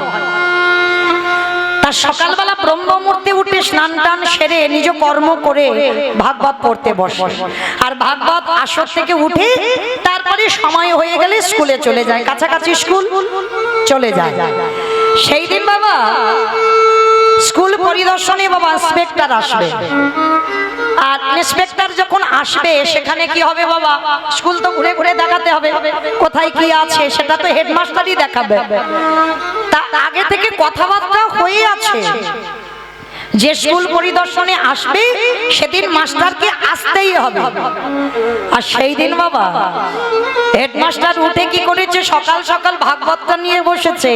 আর ভাগবত পড়তে পড়তে এমন ডুবে গেছে বাবা, সে আর ঘড়ি দেখার টাইমটা নেই। রাধে, এটা হয় বাবা, কার হয় জানি না, আমার হয়। এই পরশুদিন বাবা গান আমার ছুটি ছিল, মানে ক্যান্সেল হয়েছে, একজনের ঠাকুমা মরে গেছে, বাড়িতে ছিলাম। আমার ছেলেটা খুব একটা ভালো নয়, একটু অসুস্থ, জন্ডিস হয়েছে, তো একটু শরীরটা খারাপ। তো ভালোই হয়েছিল, বাড়িতে ছিলাম। তো বাড়িতে থেকে বাবা ওই 7:30 8টার সময় আমার এখানে দেবুদারা আছে, ওনারা জানে, আমার বাড়িতে গিয়েছিল। আমার দোতলায় একটা গ্রন্থ ঘর আছে, তো সেইখানে গিয়ে বাবা পড়তে বসেছি। আর পড়তে বসে 7:30টায় বসেছি, 11টা বাজে। আমার খেয়াল ছিল না যে আমার ছেলেটাকে টাইমে খেতে দেব, মনে ছিল না। ওই পড়তে পড়তে বাবা পড়াতে এমন ডুবে যাওয়া হয়, যাদের পড়া অভ্যাস থাকে দেখবেন, একটু মহাভারত বলো, ভাগবত বলো, কোনো গ্রন্থ নিয়ে যদি একটু পড়ো, যদি বাবা একবার পড়াতে ডুবে যাও, তখন কিন্তু আর খেয়াল থাকবে না যে কটা বাজে। একেবারে বাবা যখন ঘড়িটা দেখলাম তখন 11টা 11:30 বেজে গেছে। ছেলেটা সন্ধ্যে থেকে খাইনি, খেতে দেবো, তাড়াতাড়ি করে সেখানে রেখে আবার তাড়াতাড়ি করে নিচে এসে রন্ধন করে খেতে দিতে 12টা বেজে গেল। তাহলে ঠিক ঠিক এইরকম একটা ঘটনা ঘটলো। তো এই হেডমাস্টার ভাগবতে এমন ডুবে গেছে, তো স্কুল পরিদর্শনে আসবে বাবা ইন্সপেক্টর, আর সেদিনে ভুলে গেছে ওই ভাগবতে ডুবে গিয়ে স্কুলের কথা ভুলে গেছে। আর যেই না বাবা তা যেই না ওই পাঠ করতে করতে বাবা ভুলে গেছে একেবারে স্কুলের কথা, সঙ্গে সঙ্গে অনেক মানে বেলা গড়িয়ে চলে গেছে। এইবার গিন্নি এসে যেই না ডাক দিয়েছে, কি গো এখনো মন্দিরে বসে বসে ভাগবত পড়ে যাচ্ছ? হ্যাঁ গো, তুমি না বলেছিল আজকের স্কুলে ইন্সপেক্টর আসবে, তোমাকে যেতেই হবে, আর তুমি গেলে না তো। এইবার যখন স্ত্রী ডেকেছে বাবা, চৈতন্য হয়েছে, তখন বাবা সে বেলা গড়িয়ে স্কুলের টাইম কখন চলে গেছে। সর্বনাশ, তাহলে তো আর আমার চাকরি তো থাকবে না। এইবার পাগলের মতো তাড়াতাড়ি করে ছুটতে ছুটতে স্কুলে গেছে, কিন্তু স্কুলে গিয়ে কি দেখলো বাবা, বড় চমৎকারের একটা ব্যাপার ঘটেছে। ভগবানের চরণ যারা আশ্রয় করে থাকবে তাদের কোনো ভয় হয় না, তবে বিশ্বাস রাখতে হবে। বিশ্বাসটাকে কেউ হারিয়ে ফেললে বাবা কৃপা হবে না। নিঃসংকোচে কৃষ্ণ সেবা করতে হবে। ভাগবত পড়ছিল বাবা, হৃদয়ে কোনো সংকোচ ছিল না, কোনো টান ছিল না যে আমার এটা করতে হবে ওটা করতে হবে, বাবা ঘড়ি দেখবো, এইগুলো ছিল না। সে তো ডুবে গেছে। আর পাঠ করছিল বাবা ভাগবতের 10ম স্কন্ধ রাসলীলার পাঠ। আর গোপী প্রেম যারা জানেন বাবা, যারা ভক্ত চরণ আশ্রয় করেছেন, যারা গুরু চরণ আশ্রয় করেছেন, এই ভাগবতে যদি এই 10ম স্কন্ধ পাঠ করো বাবা, একেবারে ডুবে যাবে, আর কিছু মনে থাকবে না। তুমি কে, তোমার কটা ছেলে বলে, তোমার স্বামী আছে না, তোমার স্ত্রী আছে, সবকিছু মনে থাকবে না যদি ভাগবতে 10ম স্কন্ধে যদি একবার ডুবে যাও। তো এইবার যেই না পাঠ করছে, গিন্নি ডেকেছে, সর্বনাশ, এইবার কি হবে, আর তোমার চাকরি থাকবে না, কারণ ইন্সপেক্টর এসেছে মানে আর আমার চাকরি থাকবে না। আজকের আমার যাওয়ার কথা, আমি যেতে পারিনি। ভগবান বললেন, আমার জন্য কেউ এতটুকু যদি ভাবে, আমি তার জন্য বিশাল কিছু করতে পারছি, আমি তার জন্য বিশাল কিছু করব বলে আমি তৈরি হয়ে আছি। ভগবান কি করেছে দেখো, ও স্কুলের হেডমাস্টারের রূপটা ধরে ফেলেছে। আর ও তো ভাগবত শুনছে, ভাগবত পড়ছে বাবা, মনে রেখো ভাগবত সাক্ষাৎ ভগবান। ওই জন্য ভাগবত যেখানে সেখানে রাখতে নেই বাবা, খুব যত্ন করে রাখতে হবে। ওই কোনো ঘুমানোর ঘরে, শোবার ঘরে কোনো ভাগবত থাকবে না। ভাগবত খুব সদা আচার হতে হবে, শুদ্ধ বস্ত্র পরিধান করে ভাগবতটাকে রাখতে হবে। কারণ ভাগবত যদি কেউ সেবা না করো, যদি কেউ ভাগবত সেবা করো, তার সাক্ষাৎ গোবিন্দ সেবা হয়ে যায়। নিতাই গৌর প্রেম, হরি বল হরি বল হরি বল। তাইবার ভাগবত তো পড়ছিল মানে সাক্ষাৎ গোবিন্দ সেবা হচ্ছিল, আর ওই হেডমাস্টারের মুখে ভাগবত আমার ভগবান বসে বসে শুনছে। কিন্তু ভক্তের খেয়াল নেই, কিন্তু ভগবানের তো খেয়াল আছে কটা বাজে। এবারটা ভুলে গেছে যেতে, কিন্তু ভগবান তো বলেনি। এইবার ভগবান ওই হেডমাস্টারের রূপটা ধরে গিয়ে দাঁড়িয়েছে, একেবারে হেডমাস্টারের রূপটা ধরে দাঁড়িয়েছে বাবা কোথায়, একেবারে স্কুলে। আর স্কুলে গিয়ে বাবা যেই না এসে ওই গাড়ি থেকে নেমেছে, তাড়াতাড়ি করে অ্যাটার্জিটা হাতে ছিল, তাড়াতাড়ি করে ভগবান বয়ে এনেছে ওই হেডমাস্টারের রূপ ধারণ করে। স্কুলে কোথায় কি আছে সবটাই ভগবান ঘুরি ঘুরি দেখিয়েছে। শেষে যে মেয়েটা স্কুলে চা বানাতো ওই দিন মা সেও আসেন। ভগবান নিজের হাতে চা বানিয়েছে, চায়ের প্লেট 4 কাপ নিয়ে ওই স্কুলের ইন্সপেক্টরকে দিয়েছে। ভগবানের প্রেম মাখানো, ভগবানের পরশ লাগা আছে, এখন তার স্বাদ একটু আলাদা হবে না? আমারে ভগবান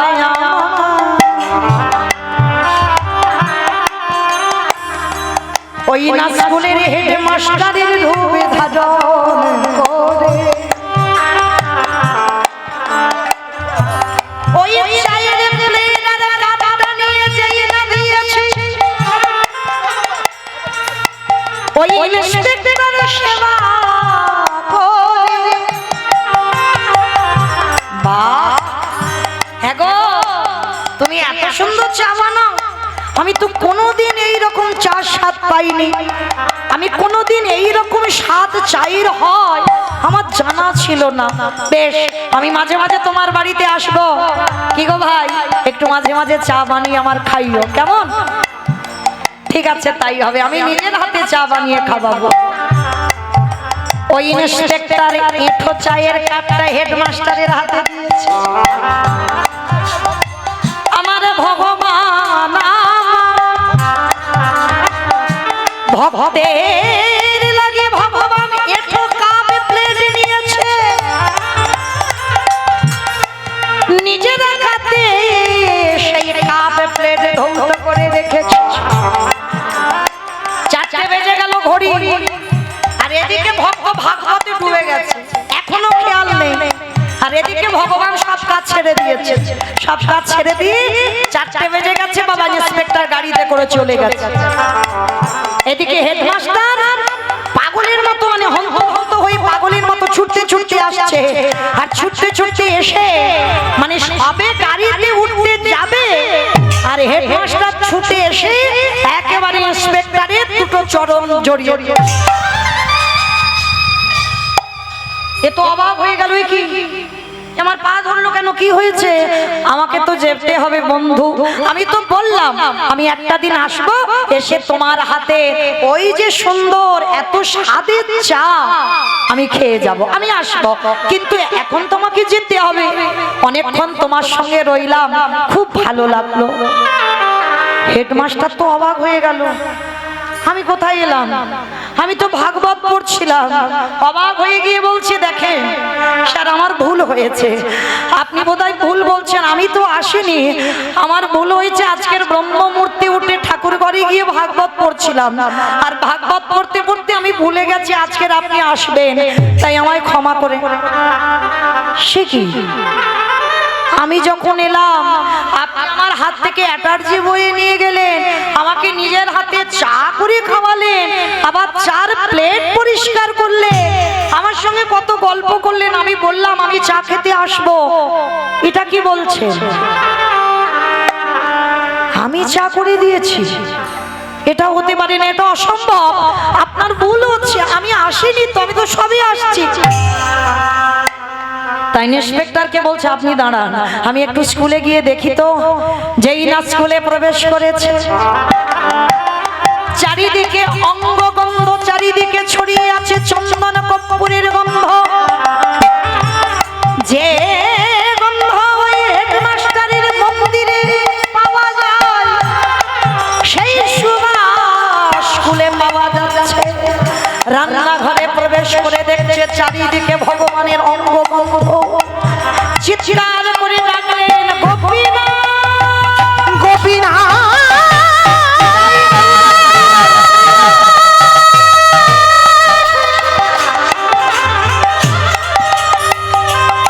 ও গো দয়াময়,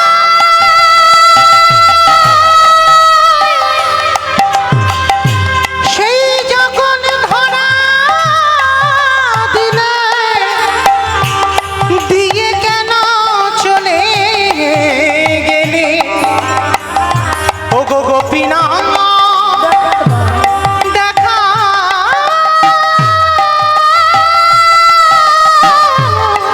দাও।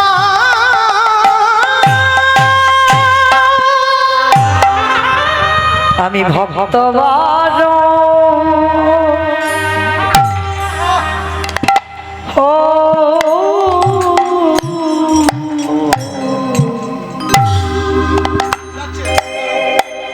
ভালো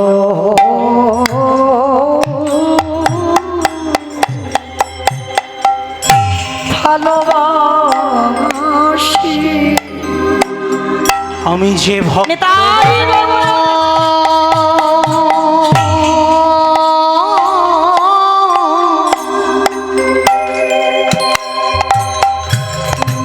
বড় ভালো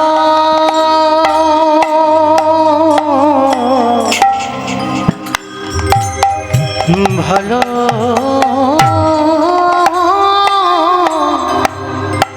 ভালোবাসি তাই তো যুগে যুগে নিতাই গৌর প্রেমানন্দে হরি বল হরি বল তাই তো যুগে যুগে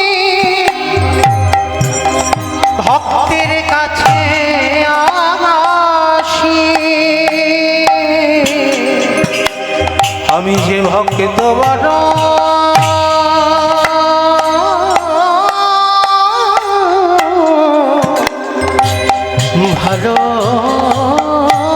ভালোবাসি আস্তে যারা যারা শুনছেন মা এই ভগবানের এই যে অহেতুকি প্রেম আমাদের কি পাবো না আমরা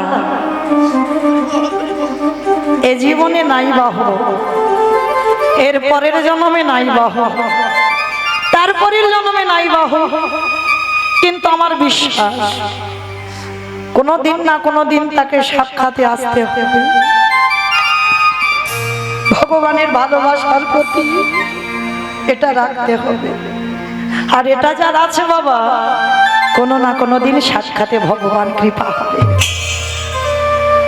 আর এই যে আপনারা ভগবানের গুণানুগুণ কীর্তন শুনছেন তার মানে কিছু তো পাচ্ছেন আর কিছু পেতে গেলে মা কিছু দিতে হয় অবশ্যই করে দিতে হয় শুধু এখানে বলে নয় প্রতিটা হরিবাসরে আর আপনারা জানেন আমার এই দাদা ভাইদের ভিক্ষার বাসর অনেক কষ্ট করে অনেক কঠোর পরিশ্রম করে আমরা কীর্তনিয়া হয়েছি বাবা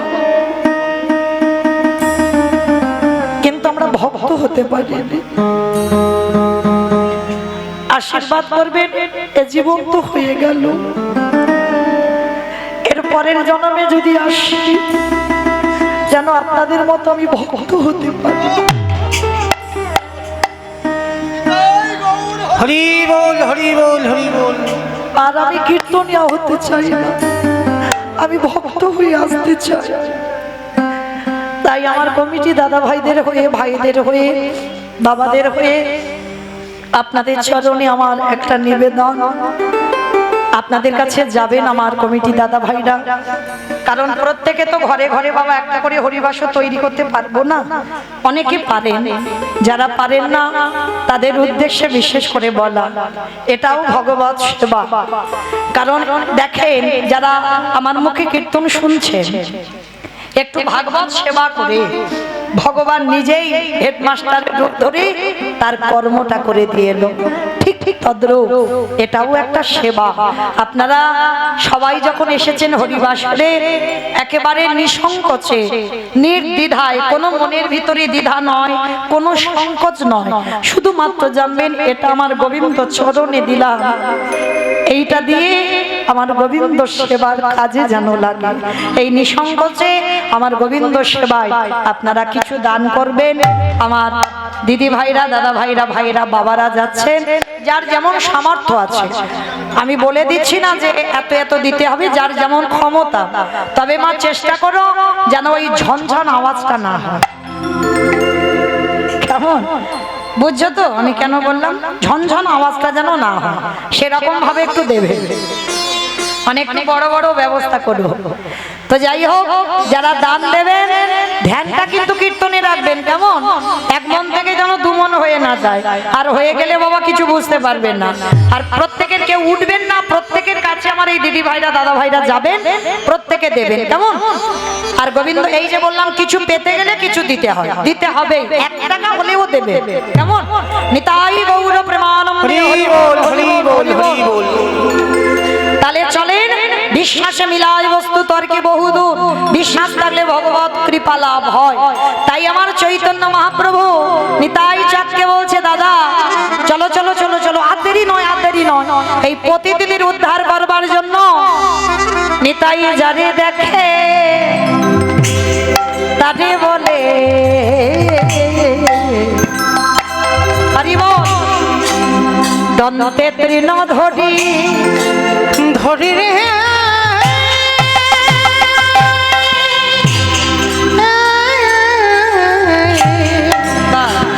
আস্তে। ও বাবা, এই তৃণ মানে কি গো? খড় খড়।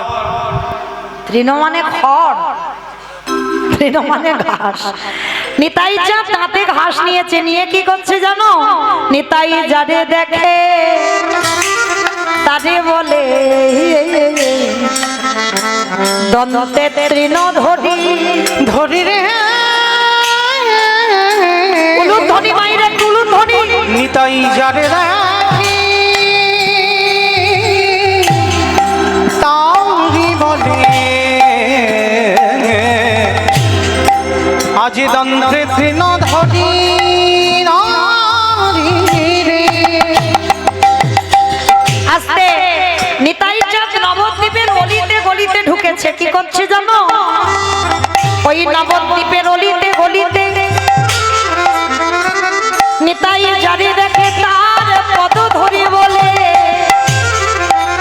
তোদের ঘরে আমি বাসন মেজে দেব। আমি নয়, নিতাই চাঁদ বলছে, তোদের ঘরে আমি পাটনা বেটে দেব, তোদের ঘরে আমি রান্না করে দেব, তোরা যা বলিবি আমি তাই শুনবো।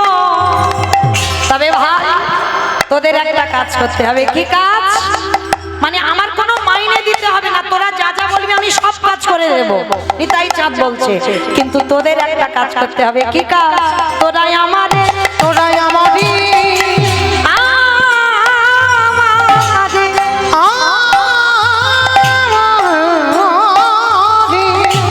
তোরা কিনে গেলাম ওই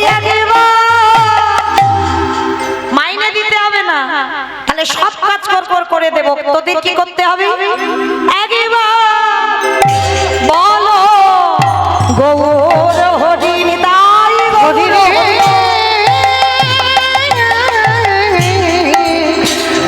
তোরাই আমারি কিনিয়ালা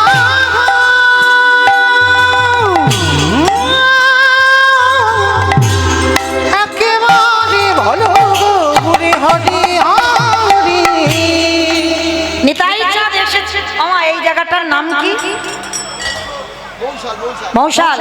বেশ, আমার নিতাই চাঁদ আপনাদের মৌশালে এসেছে। এসে কি করছে জানো? পাইকারি পাইকারি পাইকারি পাইকারি। আছে। আচ্ছা মা, জমি থেকে যখন সবজি তুলে একসঙ্গে দেওয়া হয় এক জায়গায়, তাকে কি বলে বাবা? সেল বলে, সেল। তাকে নাকি সেল বলে। কি বলে মা? পাইকারি। বাস, পাইকারি। মানে নিতাই চাঁদ আপনাদের মৌশালে এসে কি করছে জানো? পাইকারি পাইকারি বলি, পাইকারি বলি পাইকারি। একটা কথা বলছে বাবা, দুটো মানে হচ্ছে, একটু অনুভব করেন। কীর্তন তো একটু তলিয়ে যেতে হবে। পাইকারি, আমি পাইকারি। একটা হচ্ছে পাইকারি দেওয়া, আর একটা হচ্ছে পাইকারে। পাইকারি এই হরি নাম দেব পাইকারে। হরি নাম দেব পাইকারি।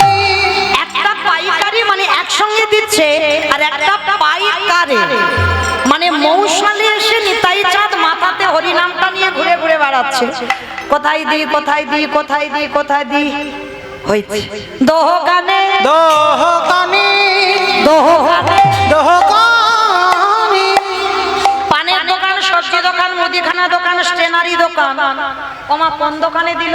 ফুচকা দোকানে। কোথায় দিল বাবা? বাহ, মানে কীর্তন বোঝে। দোকানে এই দোকানে এই দোকানে এই দোকানে